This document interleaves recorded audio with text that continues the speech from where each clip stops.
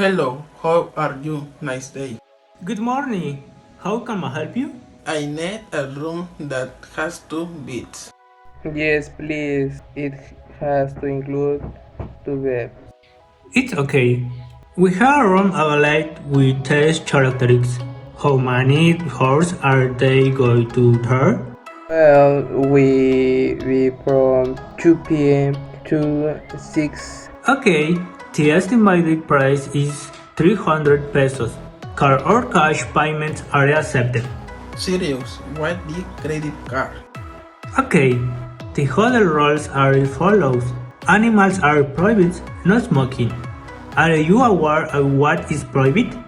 Sure, it will only be useful that you forgiven use that.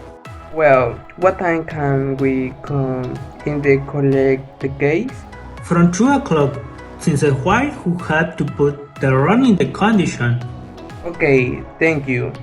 The reservation has been done. Now it's time to wait.